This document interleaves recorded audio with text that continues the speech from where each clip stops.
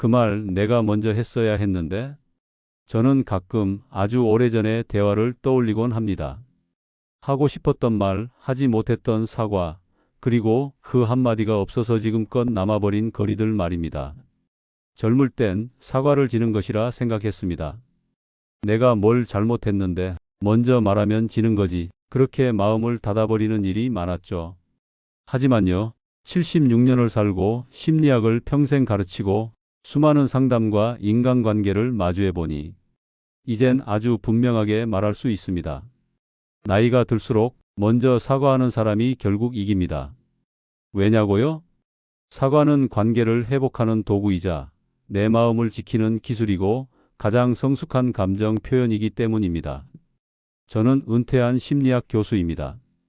배운 것도 많고 가르친 것도 많지만 가장 어렵고 가장 늦게 배운 건 사과하는 법이었습니다. 그래서 오늘 그 배움을 여러분과 나누고 싶습니다. 왜 나이가 들수록 우리가 먼저 사과해야 하는지, 그리고 제가 실제로 겪은 사과하지 않아 오래 남은 후회들, 그 이야기를 조심스레 꺼내보려 합니다. 혹시 지금 먼저 사과해야 하는 7가지 이유를 알려드리겠습니다. 첫 번째, 자존심보다 사람이 더 소중하기 때문입니다. 예전엔 자존심을 지키는 게 무조건 옳은 줄 알았습니다. 그런데 시간이 지나고 나서 보니 그 자존심 때문에 소중한 사람을 놓친 적이 참 많습니다. 제 친동생 이야기입니다. 아버지 유산 문제로 크게 다퉜던 적이 있죠. 감정이 격해진 동생에게 저는 단호하게 말했습니다. 그래, 너 그렇게밖에 못하냐?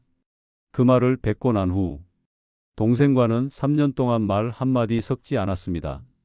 명절에도 가족 모임에서도 그저 서로 눈치만 보며 지나쳤습니다. 지금 돌이켜보면 그때 제가 먼저 미안하다. 나도 감정이 앞섰다.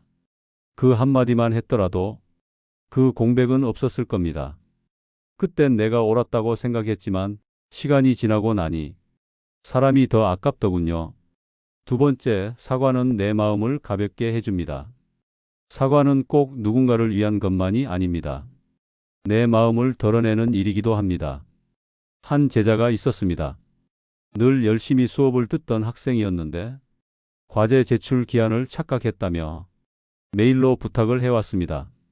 그날따라 바쁘고 예민했던 저는 책임감 없는 행동이라고 딱 잘라 답장을 보냈죠.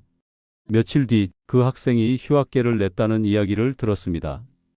복학하고 나서도 제 수업엔 다시 나타나지 않았습니다. 그 일이 내내 마음에 걸렸습니다. 감정은 내 쪽이었지만 상처는 그 친구가 받았던 거죠. 그때 내가 날카로웠다. 미안하다. 그 한마디만 했더라면 저도 이토록 무겁게 마음에 담아두진 않았을 겁니다. 세 번째, 사과는 오해를 푸는 열쇠입니다. 제가 퇴직 직전에 함께 일했던 조교가 있었습니다. 성실한 친구였지만 서류 전달이 조금 늦었던 일이 있었죠. 그로 인해 회의 중 곤란을 겪은 저는 끝나자마자 말했습니다. 이게 몇 번째야? 이런 식이면 곤란해. 그 조교는 조용히 고개를 끄덕였고 그 뒤로 말수가 줄었습니다. 종강하고 나선 완전히 연락이 끊겼습니다. 나중에서야 알았습니다. 그날 문제는 조교가 아니라 다른 부서의 착오였다는 걸요. 내가 믿어주지 않은 것, 그게 더 아팠다고 하더군요. 그땐 오해였지만 사과하지 않으니 그 오해는 진짜 상처가 되어버렸습니다. 네 번째, 사과는 관계를 지키는 마지막 기회입니다. 은퇴하고 나서 시간이 남아 예전 친구와 산책을 하게 됐습니다. 그 친구는 조용한 성격이라 자기 얘기를 꺼내는 일이 드물었는데 그날은 뭔가 마음을 털어놓고 싶어 보였습니다. 그런데 저는 그건 내가 너무 예민해서 그래. 나는 그냥 넘긴다. 그런 말만 했습니다. 농담처럼 들렸을지 몰라도 그 사람은 조용히 상처를 입었을 겁니다. 그날 이후 그 친구는 연락이 없습니다. 생일도 명절 인사도 아무 소식이 없죠. 그때 사과했어야 했습니다. 미안하다. 내가 가볍게 넘겼구나. 그 한마디면 40년 넘은 우정을 지킬 수 있었을지도 모릅니다. 세 번째, 사과는 마음의 오해를 풀어주는 열쇠입니다. 제가 퇴직 직전 한 학기에 맡았던 강의가 있습니다. 그때 조교였던 친구가 있었죠. 착하고 성실한 친구였지만 가끔 사소한 업무 실수를 하곤 했습니다. 하루는 제가 출강 자료를 잘못 전달받아 회의 자리에서 곤란을 겪었습니다. 그 일 이후로 저는 괜한 짜증이 쌓였고 회의 끝나자마자 그 조교에게 이게 몇 번째냐, 이런 기본도 안 되면 같이 일 못한다고 말했죠. 그 친구는 그날 이후 말수가 줄었고 종강 이후엔 연락이 완전히 끊겼습니다. 나중에 들었습니다. 그 자료 오류는 사실 다른 부서 쪽 실수였다는 걸요. 그 친구는 내가 믿지 않고 몰아세운 것에 큰 상처를 받았다고 했습니다. 지금도 그 친구의 이름을 떠올릴 때면 그날 그냥 내 감정보다 그 마음을 먼저 물어봤더라면 하는 생각이 남습니다. 사과 한마디면 마음의 문이 다시 열릴 수도 있었을 텐데요. 네 번째, 사과는 관계를 지키는 마지막 기회입니다. 은퇴하고 나서 처음 12년은 갑자기 많아진 시간과 텅 빈 하루가 낯설었습니다. 그때 오랜 친구 한 명에게 연락이 왔습니다. 시간 괜찮으면 산책이나 하자는 말이었죠. 그 친구는 늘 조용하고 속을 잘 드러내지 않는 사람이었는데 그날따라 뭔가 말하고 싶은 게 있는 듯 했어요. 그런데 제가 들으면서도 괜히 그건 내가 예민해서 그래, 나 같으면 그냥 넘긴다 같은 말을 툭툭 던졌습니다. 그 친구는 그날 이후 연락이 없습니다. 아마도 속마음을 열었다가 되레 상처받았겠지요. 그때 사과했어야 했습니다. 내가 가볍게 넘겼구나. 미안하다고. 그 한 문장이 그 친구와의 40년 우정을 지킬 마지막 기회였을지도 모릅니다. 지금은 서로 생일도 모를 만큼 멀어졌습니다. 마음이 멀어진 건 사과가 없었기 때문이었습니다. 다섯 번째, 사과는 늦기 전에 해야 합니다. 우린 자꾸 미룹니다. 다음에 말하지, 좀 차분해지면 이야기하지. 하지만요, 사과에는 유효기간이 있습니다. 때를 놓치면 그 말은 영영 마음에 닿지 않게 되더군요. 제 아내와의 일입니다. 결혼 40년, 언제나 제 곁을 묵묵히 지켜준 사람이죠. 그날도 아내는 건강검진에서 결과가 좋지 않았다고 말했는데 저는 회의 준비로 정신이 없어. 걱정 마, 별거 아닐 거야 하고 무심히 넘겨버렸습니다. 아내는 그날 이후 조용히 말수가 줄었습니다. 그런데 저도 괜히 자존심이 앞서 먼저 다가가지 않았죠. 그리고 며칠 뒤 갑작스레 아내가 병원에 입원하게 됐습니다. 심장에 문제가 생겼다고 하더군요. 병실에 들어서며 미안하다, 내가 너무 무심했지. 그제야 말이 나왔지만 아내는 그저 조용히 미소만 지었습니다. 그 미소 안에는 서운함도 체념도 그리고 이제 너무 늦었어라는 마음이 담겨 있었습니다. 사과는요, 할 수 있을 때 해야 합니다. 기회는 늘 있는 게 아닙니다. 여섯 번째, 사과는 관계의 균형을 되찾아 줍니다. 살다 보면 내가 늘 참았다. 이번엔 상대가 먼저 해야 한다. 그런 생각이 생기죠. 하지만 그 생각 속에는 힘겨루기 같은 마음이 숨어 있을 때가 많습니다.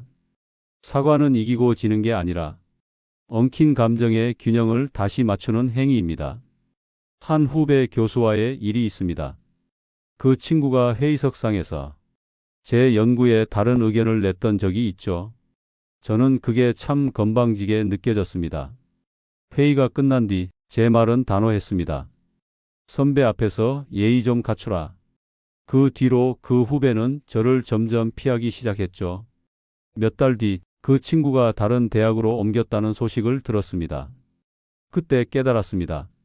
내 말 한마디가 그 사람에겐 상처였을 수도 있구나. 제가 먼저. 그땐 내가 예민했다. 미안하다. 그 말만 했어도 그 관계는 깨지지 않았을 겁니다. 사과는 관계를 끌어내리는 게 아니라 무너진 균형을 다시 세워주는 힘입니다. 일곱 번째, 사과는 내가 더 성숙해졌다는 증거입니다. 살면서 점점 더 느낍니다. 사과는 약한 사람이 하는 게 아닙니다. 오히려 내가 나를 알고 감정을 다룰 줄 알며 관계를 지킬 줄 아는 사람이 먼저 사과할 수 있습니다. 젊을 땐 내가 왜 먼저? 나는 틀린 게 없는데? 그렇게 버틴 적이 많습니다.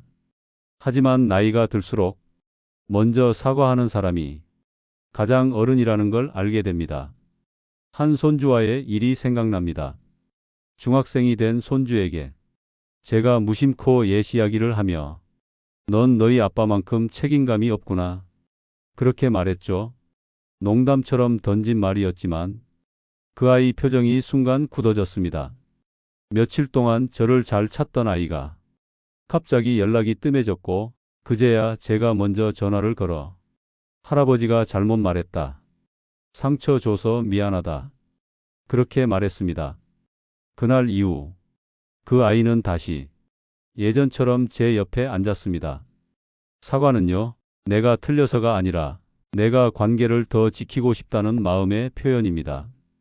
그걸 할 수 있는 사람, 그게 진짜 어른 아닐까요? 사과는 단순히 내가 잘못했어요 라고 말하는 게 아닙니다.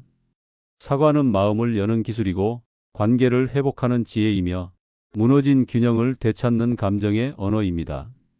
특히 나이가 들수록 우리는 말보다 분위기, 감정보다 여운으로 관계를 이어가게 됩니다. 그렇기 때문에 작은 오해도 한 번의 말실수도 그 사람의 마음을 닫게 만들 수 있습니다. 왜 나이가 들수록 먼저 사과해야 할까요? 심리학에서는 이런 상황을 관계적 책임 감수라고 부릅니다. 젊었을 땐 누가 맞았는지 따지지만 인생 후반에는 이 관계를 지키고 싶은가? 그걸 먼저 생각하게 됩니다. 사과는 패배가 아닙니다. 오히려 정서적으로 더 성숙한 사람이 먼저 건네는 관계 회복의 표현입니다. 사과는 자기 자존감을 무너뜨리는 게 아닙니다. 많은 사람들이 내가 사과하면 만만해 보일까봐 지는 것 같아서 싫다고 말합니다. 그러나 심리학자 엘프리드 아들러는 이렇게 말했습니다. 사과는 나의 자존감을 깎는 일이 아니라 내 감정을 정리하고 상대의 감정을 돌보는 가장 건강한 행동이다. 사과를 할 줄 아는 사람은 자기 마음을 조절할 줄 아는 사람입니다. 그리고 감정을 조절할 줄 아는 사람만이 진짜 관계를 오래 이끌어갈 수 있습니다. 왜 사과를 미루면 갈등이 커질까요? 갈등은 시간이 해결해 주지 않습니다. 오히려 시간이 지나면 그 침묵 속에서 상대는 수많은 해석과 상상을 쌓게 되죠. 그 사람이 날 무시한 걸까? 내가 별로 중요하지 않은가 보네. 그런 생각들이 쌓이면 어느 순간엔 단순한 말실수가 관계 단절로 이어집니다. 사과는 그 끊어진 생각의 고리를 내가 먼저 끊는 행동입니다. 나이 들수록 사과가 중요한 이유는 나이가 들수록 사람은 점점 비슷한 사람보다는 편한 사람을 찾게 됩니다. 그리고 편한 사람이란 무조건 맞장구 치는 사람이 아니라 다퉜을 때 먼저 다가와 주는 사람입니다. 그 사람이 무조건 옳아서가 아니라 관계를 지키려는 마음이 느껴지기 때문입니다. 결국 우리가 먼저 사과해야 하는 이유는 내가 틀려서가 아니라 내가 잃고 싶지 않은 사람을 알아보기 시작했기 때문입니다. 그게 늦은 깨달음이라면 우리에겐 조금 더 빨리 말하는 용기가 필요합니다. 사과는 내가 나답게 사는 방법입니다. 살아오며 참 많은 후회를 해봤습니다. 말을 너무 많이 했던 순간보다 말을 너무 늦게 꺼냈던 순간들이 더 오래 마음에 남더군요. 특히 미안하다는 말, 그 한마디를 제때 하지 않아서 관계가 멀어지고 오래된 인연이 끊어진 경우도 많았습니다. 사과는 그저 예의의 문제가 아닙니다. 사과는 내가 어떤 사람으로 살아가고 싶은가에 대한 태도입니다. 저는 은퇴하고 나서 더 이상 사회적 역할이 아닌 한 사람으로서의 관계만 남게 되자 사과라는 것이 오히려 나를 지켜주는 도구라는 걸 느꼈습니다. 젊었을 땐 저 사람이 먼저 말해야지. 난 잘못한 게 없는데 왜 내가? 그런 생각을 많이 했습니다. 하지만요, 지금은 압니다. 먼저 사과하는 사람이 관계를 놓치지 않는 사람이고 스스로를 지킬 줄 아는 사람이라는 걸요. 저는 이 말을 꼭 드리고 싶습니다. 사과는 내가 작아지는 일이 아니라 내가 더 넓어지는 일이다. 사과는 상대방을 위하는 일이기도 하지만 사실은 내 마음을 더 가볍고 단단하게 만들어주는 길이기도 합니다. 사과를 배우는 일 지금부터 다시 시작해도 됩니다. 늦은 사과도 괜찮습니다. 지금이라도 떠오르는 사람이 있다면 전화 한 통, 짧은 문자 한 줄로도 충분히 마음이 전해질 수 있습니다. 나이가 들수록 우린 너무 많이 잃어왔습니다. 그 중엔 사람도 있고 관계도 있고 무심히 지나친 마음들도 있습니다. 그렇다면 이제는 내가 먼저 지키는 사람이 되어보는 것도 충분히 가치 있는 일 아닐까요? 첫 번째 방법. 감정이 식은 뒤 빠르되 차분하게 말하라. 사과는 타이밍이 중요합니다. 화가 난 직후보다는 감정을 한번 추스린 뒤에 하루를 넘기지 않고 전하는 것. 그게 오해가 깊어지지 않는 가장 좋은 시점입니다. 두 번째 방법. 내가 어떻게 느꼈는가 보다 상대가 어떻게 느꼈는가에 초점을 맞춰라. 그럴 뜻은 아니었어 보다 그 말이 상처였을 수 있겠구나라고 말해보세요. 상대의 감정에 귀 기울이는 말이 더 진심으로 닿습니다. 세 번째 방법. 변명은 줄이고 마음을 먼저 꺼내라. 내가 너무 피곤해서 같은 말은 오히려 상대의 마음을 더 차갑게 만들 수 있습니다. 이유보다 마음이 먼저 나가야 그 사과가 온전히 받아들여집니다. 네 번째 방법. 미안해 한마디로도 충분하다. 사과는 길게 설명하지 않아도 됩니다. 오히려 짧은 말, 조용한 말, 그리고 진심 어린 눈빛이 가장 깊이 마음에 남습니다. 다섯 번째 방법. 직접 전하지 못할 땐 글로라도 전하라. 말이 어려울 땐 문자나 손편지, 메모 한 장도 좋습니다. 형식보다 중요한 건 전하려는 마음 그 자체입니다. 여섯 번째 방법. 용서를 강요하지 말라. 미안해. 이제 그만 화 풀어는 진짜 사과가 아닙니다. 상대의 감정을 인정하고 기다려주는 것, 그게 진짜 사과입니다. 일곱 번째 방법. 다시는 반복하지 않겠다는 다짐을 남기라. 진짜 사과는 말로 끝나는 게 아니라 행동으로 바뀌는 것입니다. 그 다짐과 변화가 관계를 다시 이어주는 가장 큰 힘이 됩니다. 살아보니 무거운 말보다 더 무거운 건 하지 못한 말이었습니다. 그때 미안했어. 그 말 하나 하지 못해. 사람이 멀어지고 관계가 끊어지고 내 마음에 오래도록 가시 하나처럼 남은 순간들이 있었습니다. 사과는 단지 잘못했다는 고백이 아닙니다. 사과는 나는 당신을 아직 소중히 여깁니다라는 가장 조용한 표현입니다. 우리는 종종 사과하면 약해 보일까 두려워합니다. 내가 손해보는 것 같고 상대가 우위에 서는 것 같고 무언가 지는 기분이 들기도 하죠. 하지만 그건 젊을 때의 마음입니다. 나이가 들면 보이는 게 달라집니다. 옳고 그름보다 남고 잊히는 관계가 더 중요해집니다. 그제야 깨닫게 됩니다. 먼저 사과하는 사람은 지는 게 아니라 더 강하고 더 깊고 더 성숙한 사람이라는 것. 심리학에서는 사과를 정서적 책임 감수라고 부릅니다. 누가 옳았는지 따지는 것이 아니라 이 관계를 끌고 갈 사람은 누구인가? 그 질문 앞에 먼저 용기를 낸 사람이 사과를 합니다. 그리고 그 사과는 상대를 위한 것이 아니라 나 자신을 위한 정리이기도 합니다. 내 감정의 주인이 되겠다는 내 상처와 타인의 상처를 함께 보듬겠다는 선언입니다. 돌아보면 참 많은 말을 해왔습니다. 때론 말이 많아 상처를 주기도 했고 때론 말이 없어서 관계가 멀어지기도 했죠. 그중 가장 어려운 말, 하지만 가장 필요한 말이 미안해요 그 한마디였습니다. 그 말이 나를 더 부드럽게 만들었고 상대를 다시 내 곁으로 불러왔고 내 삶을 조금 더 따뜻하게 만들었습니다. 저는 심리학 교수로 살며 수천 명의 학생을 가르쳤고 수많은 사람들의 마음을 들여다봤습니다. 하지만 정작 제 마음을 다스리는 법, 관계를 회복하는 법은 퇴직하고 나서 조용히 살아가며 배웠습니다.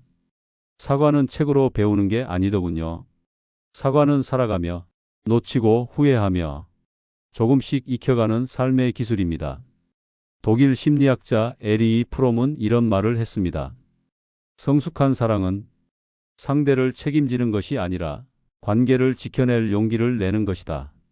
저는 이 말을 사과에도 그대로 적용하고 싶습니다. 성숙한 사과는 누구의 잘잘못을 따지는 게 아니라 이 관계를 놓고 싶지 않다는 작은 용기를 먼저 꺼내보는 일입니다. 혹시 지금 생각나는 사람이 있으신가요? 연락이 뜸해진 가족, 한때는 가까웠던 친구, 가볍게 던졌던 말이 지금까지 마음에 남아있는 누군가, 그 이름 하나 떠오른다면 마음속 첫 문장을 한번 준비해 보세요. 그때 내가 미안했어. 그 말은 상처였을 거야. 혹시 지금이라도 다시 이야기 나눌 수 있을까? 그 말 한마디면 지금도 늦지 않습니다. 사과는 관계를 되돌리는 유일한 기회이자 우리 마음을 다시 따뜻하게 만드는 시작이니까요. 사과를 먼저 하는 사람은 지는 사람이 아닙니다. 사과를 먼저 하는 사람은 관계를 잃지 않으려는 사람이고 스스로를 아프게 하지 않으려는 사람이고 진심을 끝까지 놓지 않는 사람입니다. 그런 사람은 언제나 이기는 사람입니다. 가장 중요한 것을 지키기 때문입니다. 오늘 이야기 마음에 조금이라도 닿았기를 바랍니다. 건강한 하루 되시고 삶의 평안이 늘 함께 하시길 바랍니다. 지금까지 마음 사용 설명서였습니다. 고맙습니다.